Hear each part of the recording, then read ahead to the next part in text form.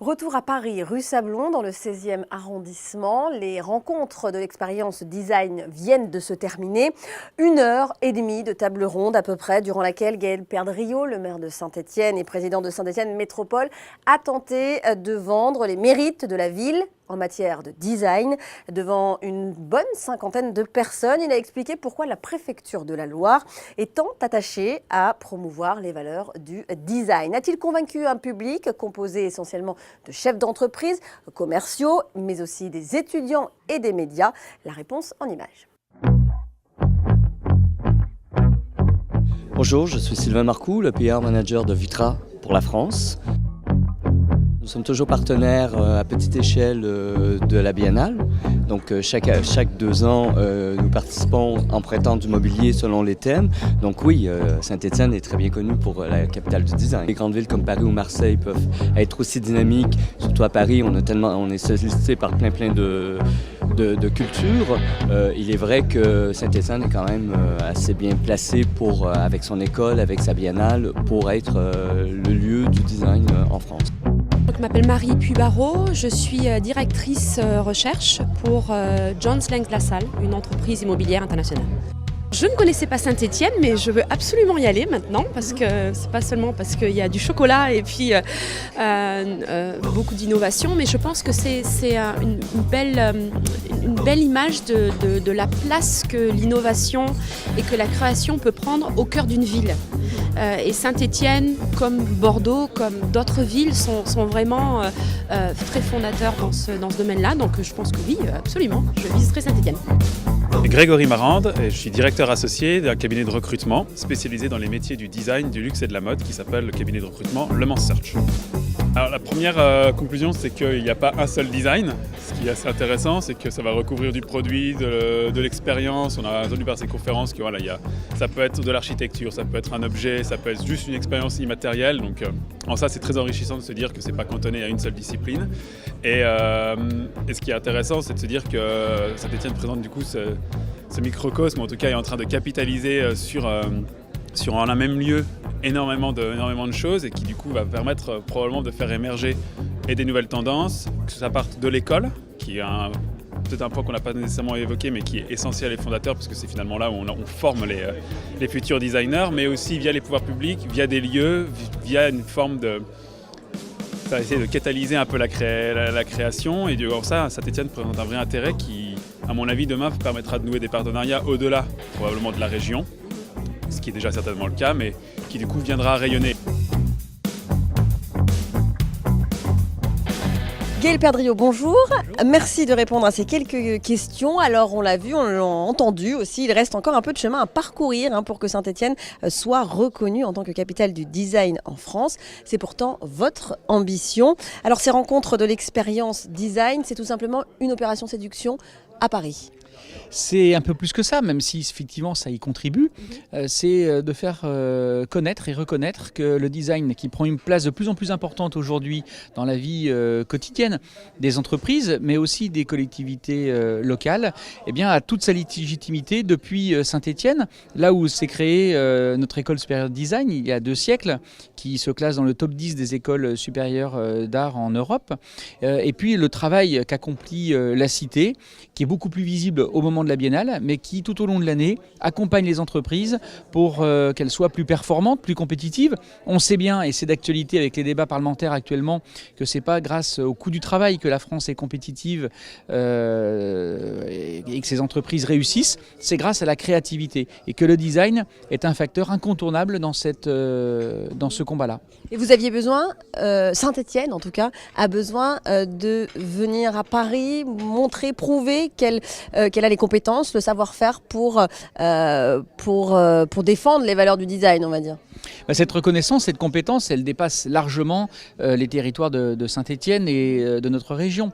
Vous le savez, on est dans un pays encore très centralisé. C'est effectivement dans les lieux de décision, c'est-à-dire à Paris, que les choses se font. Et puis c'est aussi pour nous une magnifique occasion, aux côtés de personnalités reconnues comme Frédéric Mitterrand, comme Raphaël Enthoven, le philosophe, ou encore la grande designer Nathalie Crasset, de mettre en valeur à la fois ce que nous faisons à Saint-Étienne en matière de design au travers de l'école et de la Cité, français, mais aussi de mettre en valeur des entreprises stéphanoises, des entreprises séculaires. Je pense à Tuan, Chocolat Weiss ou des startups comme Kifi, qui depuis notre territoire ont su utiliser cette ressource qu'est le design pour pouvoir exporter et voire même racheter des usines en Allemagne ou aux États-Unis, mais en gardant toujours le design comme un des éléments constitutifs même de leur entreprise.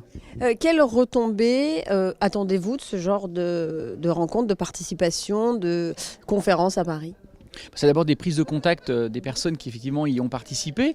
C'est aussi un reportage de 4 pages que va éditer les Échos dans quelques jours, 2 pages sur le design au niveau national et international pour bien montrer à ceux qui en doutent encore que ce n'est pas une lubie locale, mais que ça a bien un impact aujourd'hui dans l'économie internationale. Une page qui rendra compte des échanges franchement passionnants que nous avons eus ce matin. Et puis une page également sur Saint-Étienne, ce que nous faisons en matière de design et ce que nous pouvons apporter aux autres, puisque je rappelle que nous sommes leaders des villes créatives design UNESCO, des 22 villes mondiales qui sont souvent des grandes capitales de ces secteurs d'activité. Alors on l'a bien compris, hein, Saint-Étienne a de grandes ambitions autour du design. Pourtant, pourquoi vous n'avez pas candidaté à la capitale mondiale du design? C'est Lille qui le sera en 2020. Alors, est-ce que c'est un raté ou un oubli volontaire? Non, d'abord, je les félicite et que c'est une très bonne chose pour la France que le design soit à l'honneur pendant une année en 2020. Nous avons fait le choix, il y a déjà de nombreuses années, de nous inscrire dans l'un des réseaux les plus exigeants au niveau international, qui est le réseau des villes créatives UNESCO. Il existe une association, comme il en existe beaucoup d'autres, qui organise des événements. On est un petit peu comme dans le domaine des Miss, hein. Vous avez plusieurs catégories. C'est un petit peu le même principe. Et parmi ces associations, vous en avez une qui organise cet événement capitale mondiale du design. On n'est pas du tout dans cette logique du coût ou de l'événement. On est bien sur un travail de fond avec l'école, la cité, la biennale.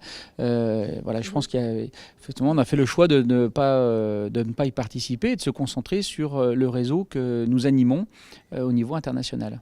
Vous faites une croix aussi sur 5 millions de visiteurs potentiels qui auraient pu venir à Saint-Étienne, mais si Saint-Étienne avait candidaté et si elle avait été choisie comme capitale mondiale, pas de l'UNESCO, mais capitale mondiale du design. Écoutez, on en reparlera en 2020. Je ne sais pas combien il y aura de visiteurs. On ne parle pas non plus tout à fait des mêmes villes. Quand Lille organise la braderie, il ne vous a pas échappé qu'il y a plus de monde qu'à la braderie de Saint-Étienne. Parce que Lille est un carrefour européen qui a 1 million d'habitants et on ne peut pas comparer l'incomparable. Pour moi, ce n'est pas le sujet. Très bien. Merci Gaël Perdriau d'avoir répondu à ces questions. Merci.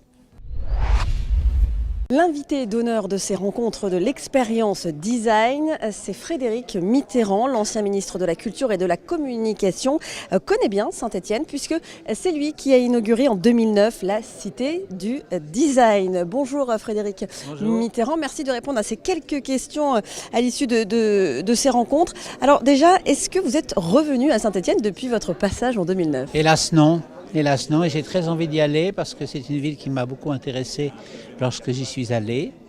Qu'est-ce que vous avez retenu justement de votre passage, de votre visite à Saint-Étienne ? J'ai retenu la Cité du Design quand même, qui était quelque chose d'extraordinaire.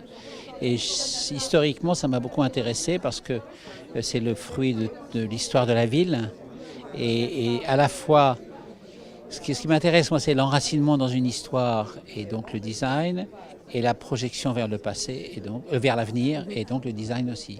Est-ce qu'aujourd'hui, quand on parle design, on associe Saint-Étienne, oui, même dans la sphère parisienne, ici Les Parisiens ne sont pas tous abrutis quand même. Non, bien sûr. Saint-Étienne est associé très fortement à l'idée du design. Et Saint-Étienne incarne la nécessité du design dans l'esprit des gens. Et voilà, c'est quelque chose d'une référence naturelle.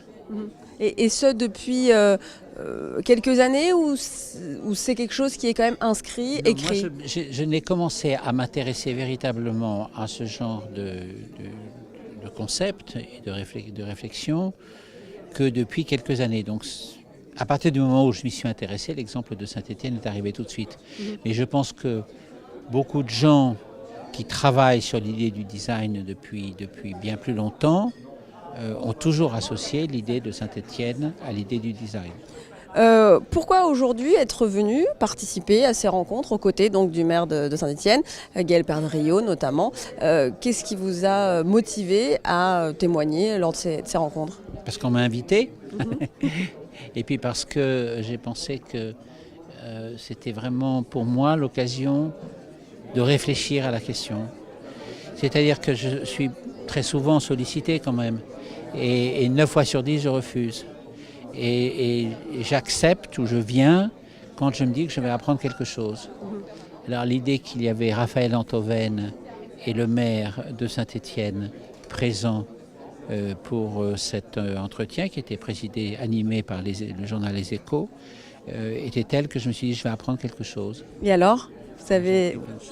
J'ai surtout rencontré aussi des chefs d'entreprise remarquables qui installent le design au cœur de leur démarche industrielle. Vous allez revenir à Saint-Étienne? Je vais revenir à Saint-Étienne. Très bien, merci Frédéric Mitterrand d'avoir répondu à ces quelques questions. Voilà en tout cas ce que l'on pouvait dire sur ces rencontres de l'expérience design ici à Paris. Désormais...